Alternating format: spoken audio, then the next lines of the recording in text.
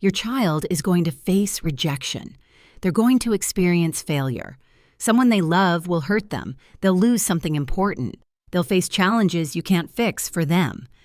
And here's the question that will define your entire parenting journey. Will they crumble under the weight of these inevitable hardships, or will they have the inner strength to rise above them? Most parents spend their energy trying to prevent their children from experiencing pain. We clear obstacles from their path, fight their battles, and rush in to rescue them from every difficulty. We think we're protecting them, but here's the uncomfortable truth. We're actually crippling them, because life doesn't get easier. Your job as a parent isn't to create an easier life for your child. Your job is to create a stronger child for an inevitable, difficult life. The difference between children who thrive through adversity and those who fall apart isn't luck, genetics, or circumstances. It's resilience, and resilience is a skill that can be taught, practiced, and strengthened just like any muscle in the body. Research from Harvard's Center on the Developing Child shows that resilience is built through a combination of supportive relationships, skill-building opportunities, and experiences that challenge children at developmentally appropriate levels. Today, I'm going to share the exact framework for raising a child who can handle anything life throws at them. Not a child who never struggles, but a child who has the tools to navigate struggle successfully. Not a child who never feels fear or pain, but a child who doesn't let fear or pain define them. Not a child who's perfect, but a child who knows how to learn from imperfection and keep moving forward. If you're tired of seeing your child fall apart at the smallest setback and you want to equip them with real-world resilience that will serve them for a lifetime, make sure to hit that subscribe button and turn on notifications. We share evidence-based parenting strategies every week that prepare your children not just for academic success, but for life success. The foundation of raising resilient children starts with understanding what resilience actually is. It's not toughness or the absence of emotion. It's not pretending problems don't exist or pushing through without processing. True resilience is the ability to experience difficulty, feel the emotions that come with it, adapt to the situation, learn from the experience, and emerge stronger on the other side. Resilient children aren't the ones who never fall down. They're the ones who've learned how to get back up.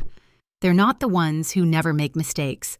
They're the ones who see mistakes as information rather than identity. They're not the ones who never feel overwhelmed. They're the ones who have strategies for managing overwhelm and moving through it. And here's what most parents don't realize.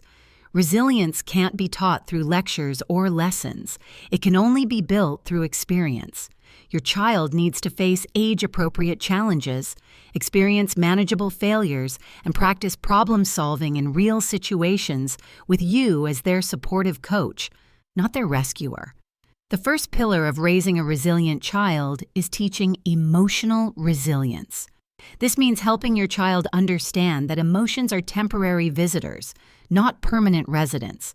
When your child experiences disappointment, frustration, or sadness, your instinct might be to immediately fix the problem or distract them from the feeling. But this teaches them that negative emotions are dangerous and must be avoided at all costs. Instead, sit with them in their discomfort. When your daughter doesn't make the soccer team, resist the urge to immediately sign her up for a different sport or blame the coach. Say something like, "I can see you're really disappointed. That's a hard feeling.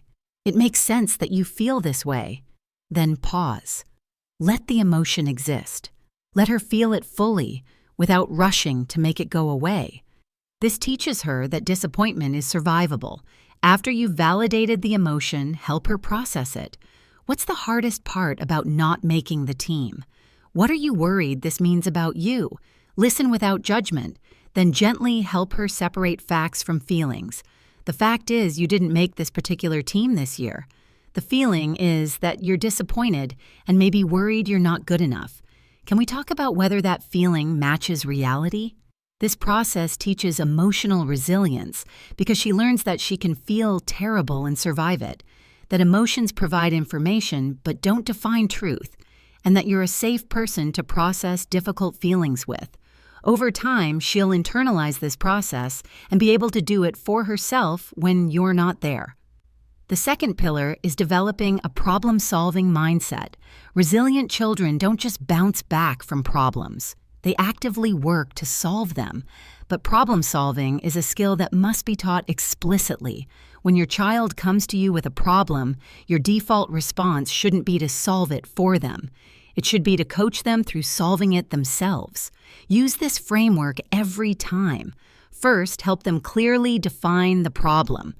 So the problem is that you forgot your homework at home and it's due today. Is that right?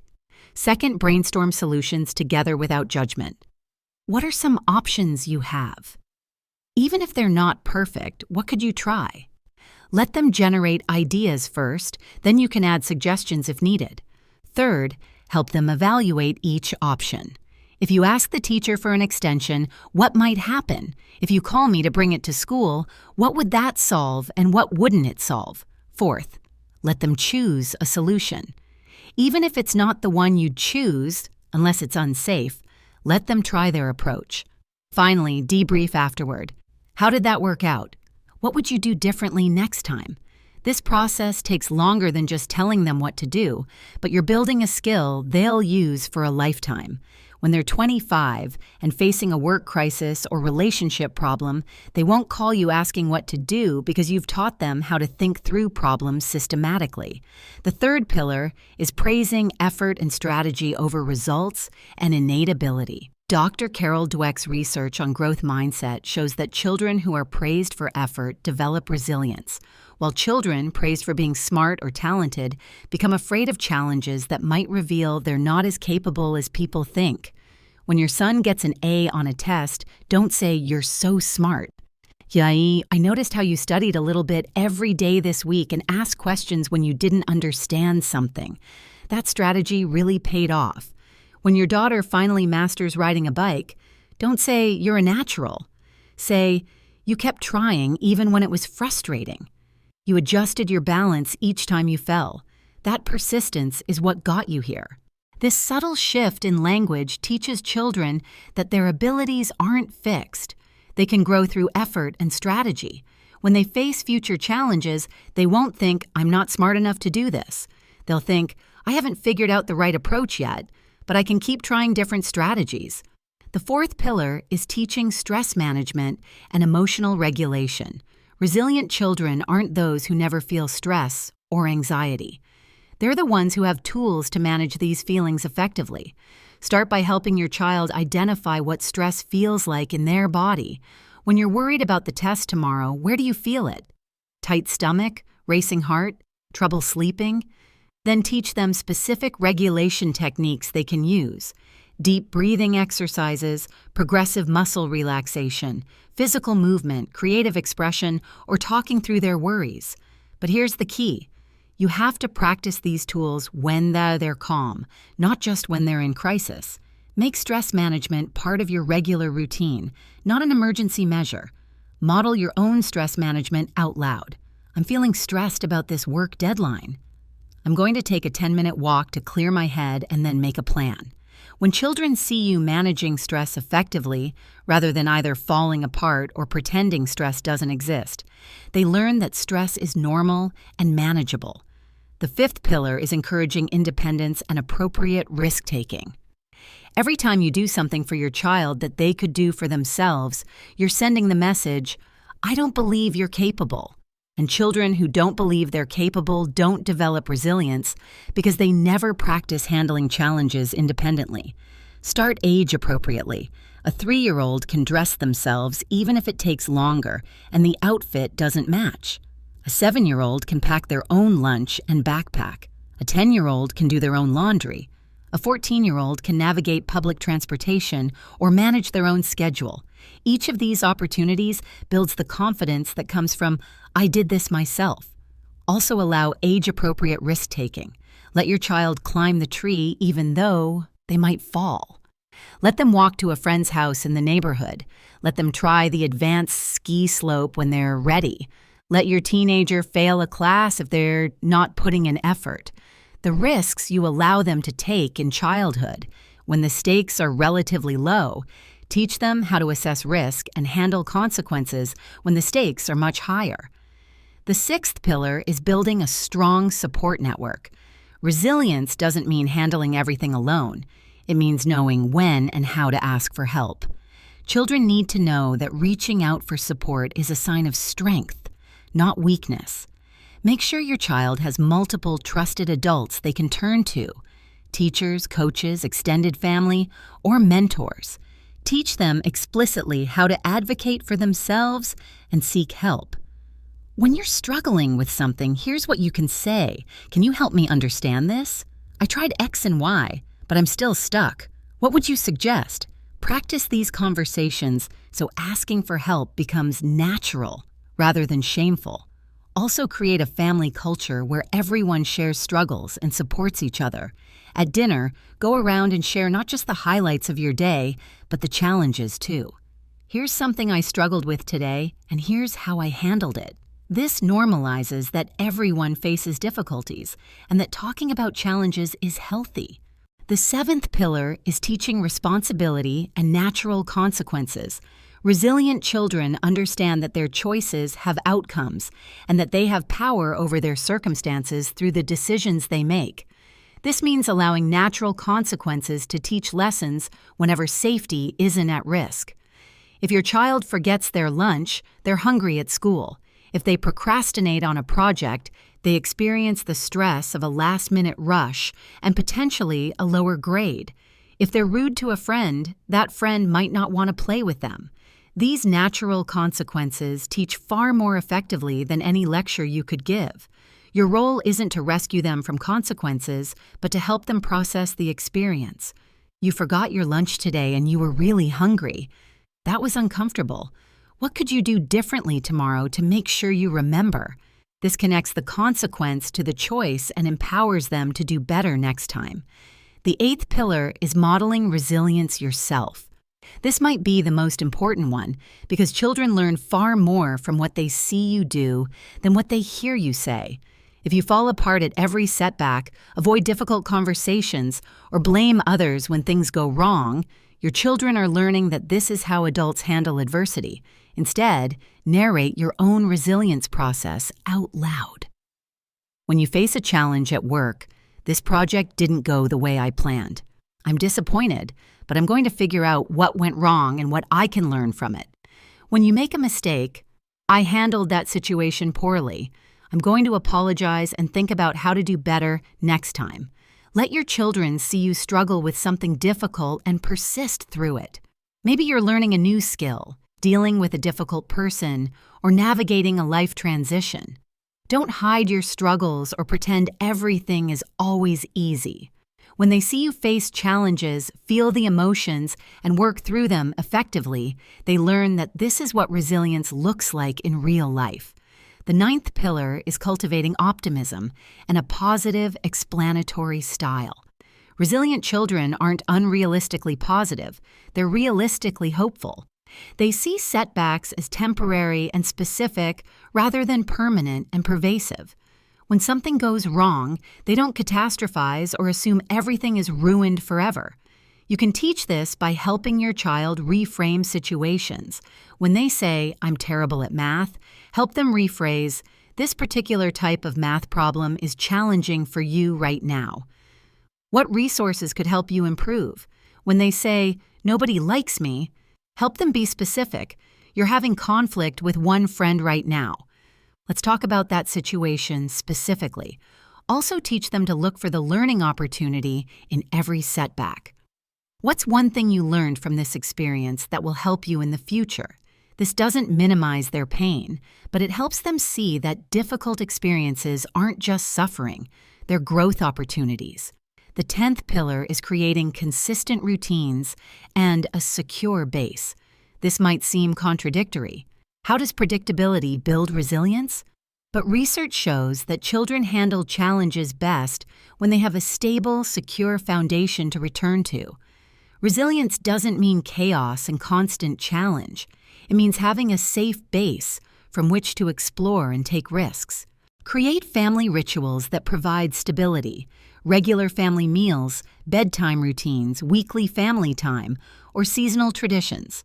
These consistent touchpoints give children a sense of security that makes them braver about facing challenges. They know that no matter what happens in the outside world, home is a safe place where they're unconditionally loved and supported. Also maintain consistent boundaries and expectations. When rules and consequences change randomly based on your mood, children feel unstable and become anxious. But when boundaries are clear, consistent, and explained, children feel secure enough to take healthy risks because they understand the structure within which they're operating. Now let's talk about age-appropriate ways to build resilience at different developmental stages. For toddlers and preschoolers, resilience building focuses on emotional vocabulary, simple problem-solving, and safe risk-taking. Teach them to name feelings, let them struggle briefly with age-appropriate challenges before helping, and allow them to climb, explore, and test their physical limits in safe environments. For elementary-age children, resilience building becomes more sophisticated. They can handle more complex problem-solving, understand delayed gratification, and take on real responsibilities. Give them household chores. Let them experience academic struggles without immediately intervening. Encourage them to work through friendship conflicts independently and expose them to new experiences that push them slightly outside their comfort zone. This is also the age to explicitly teach growth mindset. Read books about famous people who failed before succeeding. Discuss how the brain grows when we learn new things. Celebrate mistakes as learning opportunities. Help them see that abilities aren't fixed, but can be developed through effort and strategy. For middle schoolers and teenagers, resilience building focuses on gradually releasing control while remaining emotionally available. Let them make increasingly important decisions and experience the consequences. Stop managing their academic work. If they fail a class because they didn't put in effort, that's a valuable lesson. Allow them to navigate complex social situations without your constant intervention. Teach them advanced stress management techniques. Help them identify their values and make choices aligned with those values. And support them in taking on leadership roles or challenging experiences like jobs, volunteer work, or independent travel. The goal is that by the time they leave home, they've had extensive practice handling real-world challenges with you as a consultant rather than a manager. If you're finding these strategies valuable and you want more practical, science-backed parenting advice that prepares your children for real life rather than just protecting them from it, make sure to hit that subscribe button and turn on notifications. We share evidence-based insights every week that help you raise capable, confident, resilient kids. One crucial element we haven't discussed yet is the difference between resilience and toughness. Some parents think building resilience means never showing vulnerability, always pushing through or suppressing emotions. This creates brittleness, not resilience. True resilience includes the ability to acknowledge when you're struggling, to ask for help when needed, to rest and recover, and to process emotions rather than stuffing them down.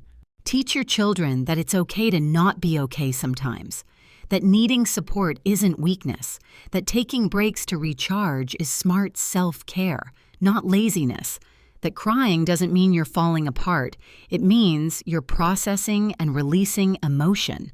Resilience is flexible strength, not rigid toughness.